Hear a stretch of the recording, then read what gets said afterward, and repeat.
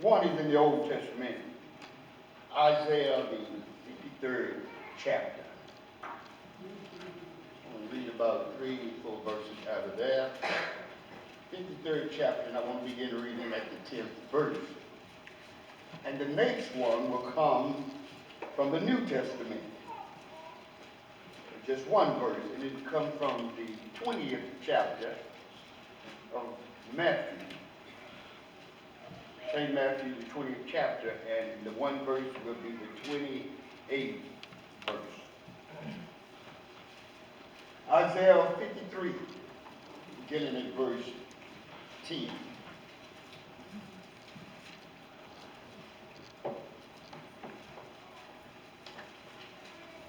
Isaiah 53, verse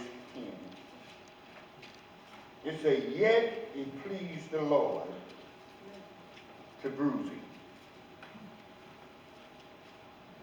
He hath put him to grief, whom thou shalt make his soul an offering for sin. He shall see his seed, he shall prolong his days, and the pleasure of the Lord shall prosper in his hand. He shall see of the travail of his soul, and shall be satisfied by knowledge. By his knowledge shall my righteous servant justify many, for he shall bear their iniquities." And from Matthew, the 20th chapter, verse 28, it says, "Even as the Son of Man came not to be ministered unto, but to minister, and to give his life a ransom for many." And today we want to talk about the great exchange. The great exchange.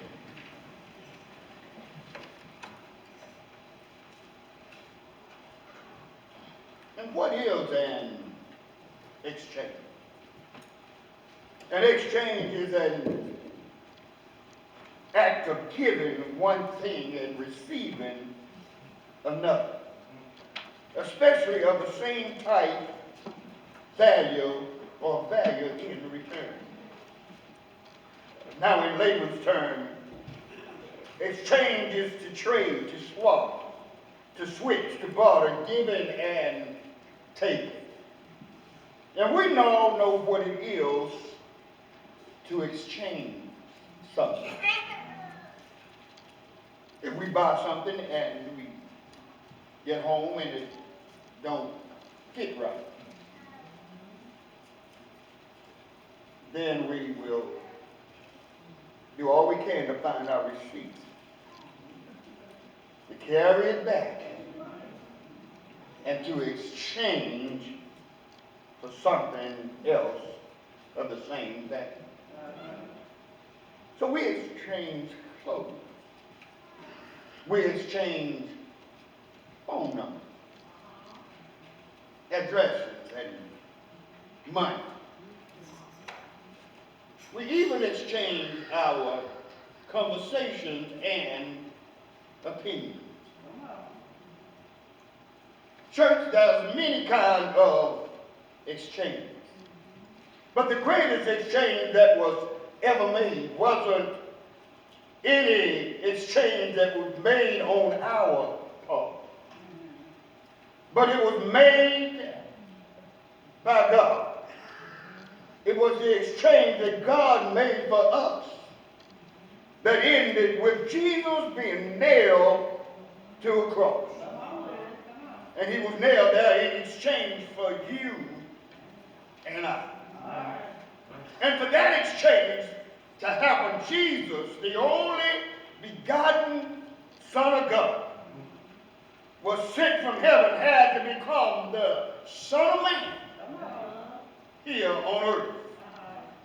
We're talking about the greatest change. Matthew 28 says that even as the Son of Man came not to be ministered unto, but to minister and to give his life a ransom for me. Church, let's consider all the things and all the titles that Jesus could have used to define himself on earth. King of kings, Lord of lords, the great I am, Alpha and Omega, the beginning and the end, the Lord of all, Jeshua and high and holy. And he could have used any of these and many more, but he chose to choose and call himself the Son of Man. The title of the Son of Man appears in the New Testament at least 82 times, 81 of which are in the Gospel, and at least 80 of them are directly from the lips of Jesus. So to understand Jesus, I believe we need to understand what's behind the title Son of Man. If Jesus thought it important enough to use over 80 times, then it's certainly important enough for us to know and to understand. The title Son of Man was Jesus' favorite way of referring to himself. And I believe he used this title because it was not a recognizable title, already known by people and associated with popular ideas. You know, we associate titles, ideals with the title of something. You know, today we talk Republican, conservative, Democrat, and liberal. So we add something to it. We connect it to something. But this title had not been used. Church, this title means just what it says. Son of Man. But when Jesus used it to address himself, it took on a new significance. Let me show you what I'm saying. Now, to the Jew, the Son of Man was a symbol of triumph. In other words, he would be their comforter, their equalizer, their score setter, their big brother, the intimidator, the right arm of the high and holy. To the Jews, the Son of Man was like a four-star general who would have his army invade and lead his troops to victory. And for that reason, when Jesus spoke of the Son of Man in the terms of power, the people cheered.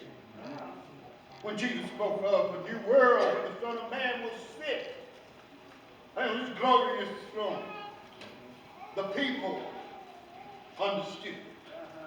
When Jesus spoke of the Son of Man coming in a world from heaven, and there he would have great power and authority, the people got excited.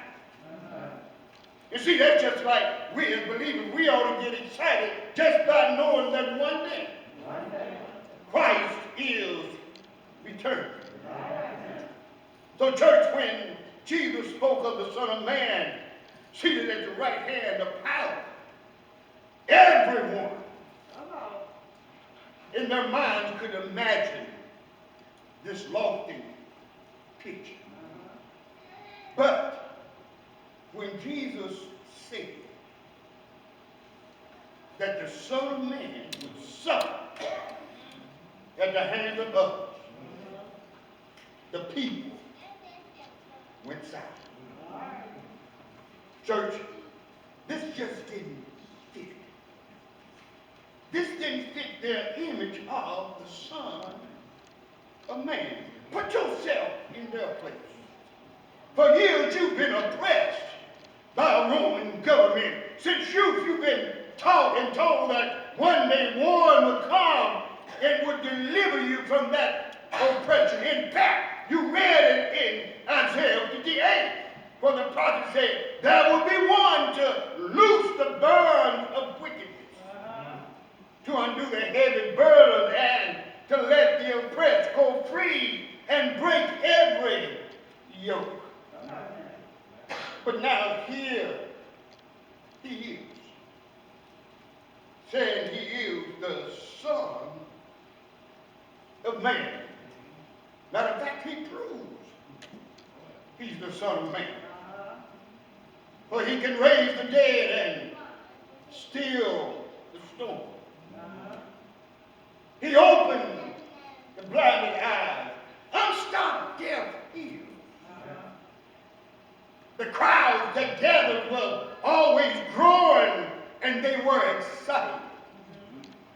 And finally, the children of Abraham, Isaac, and Jacob would be set free by the Son of Man. But what is this that he said? He said the Son of Man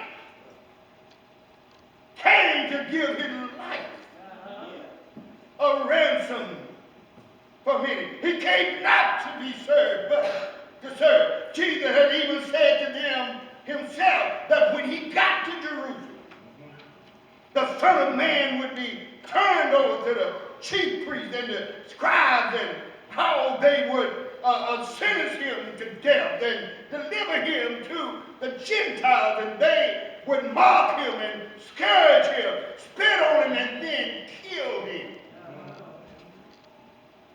But he said in the third day, he would rise again.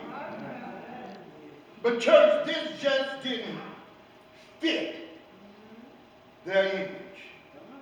And you know, just think about how often many are told that if you come to the Lord and you got Jesus on your side, and you line up with the church, and you have Jesus as your personal Savior, that everything's going to be all right. But you found out that wasn't the case. It just didn't. And you ask some man, still don't fit. So I no wonder why the disciples, brother, said that they didn't understand what Jesus meant, but they were too afraid to ask. Think about it. A king who came to serve. The Son of Man being betrayed. The conqueror killed. The ambassador of the Ancient of Days mocked and spit on. Church, to them this was an incredible contradiction about the Son of Man. But it's also the irony of the cross. Calvary is a hybrid of God's lofty status. It don't look like it, but it is. It shows his deep love and devotion. And how could they be that you see him hanging there? Blood running, but it seems like a contradiction. Just the very instrument of the cross is symbolic. For on the cross we find the vertical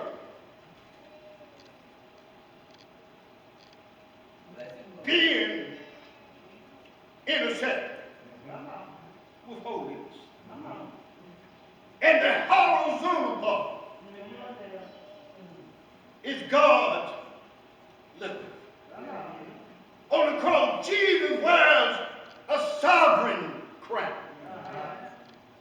But he bears a father's crown. That's why he said the Son of Man came not to be ministered to, but to minister and give his life for a ransom for many. And what is a ransom? I'm glad you asked. Can I tell you what a ransom is? A ransom is a consideration paid or demanded for the redemption of a captive person. A ransom means to be free from captivity or punishment by paying a price. And can I tell y'all a story? Y'all know I like a good story. But the story of one day in a garden called Eden, Satan deceived God's greatest creation, and he took them hostage. He caused them to fall from God's grace and his fellowship. He caused them to fall from a conquering spirit to a chaotic soul. He caused them to lose their home forever. They no longer deserve paradise. And God told them to leave.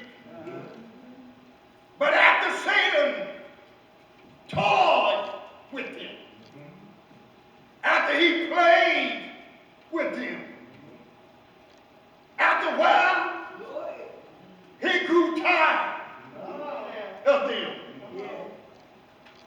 And you know what he did, Brother Lash? He decided to send God a ransom note. Y'all don't mind me preaching it like I feel. Somebody asked me, what did the note say? The ransom note read, I have your greatest creation. I caused them to lose everything. I caused them to fall from the lofty perch. And I took away their forever home. And if you want them back, you got to pay a price. And if you don't pay the price, what I'm going to do, I'm going to kill them. And the Bible says, for God so loved the world that he gave his only begotten Son. And his name was Jesus. And when Jesus came, he just didn't assume the blame, but he seized the sin. And when Jesus came, he became the ransom for you and me. And you see, most of us are willing to take the credit for the good that we do. And some of us are willing to take the crap for the bad that we do. But few of us will take responsibilities for the mistakes of others. But that's what my Jesus did before the war. Before the war began, the Lord forgave. Before a mistake could be made, forgiveness was offered. Before blame could be given, grace was provided. He's the King who suffers for the devil. He's the Master who sacrifices himself for his servant. Out on the cross, he paid the price with humiliation and rejection. On the cross, he paid the price by being mocked and beaten. But this is why that he came. He lived and died, both as ransom and mediator. He lived and died as a sacrifice and high priest. free. He lived and died as a Savior and a friend. And that's why we sing. Oh, what a friend we have in Jesus on the cross. He was both holy and righteous and God Almighty. And that's why we call him Savior. And all that's left for you and I to do is say, thank you, God, for Jesus. Is there anybody here that say, I thank you, God, for your prayers to send the Lord out? Thank you, God, for sending him to redeem me of my sins.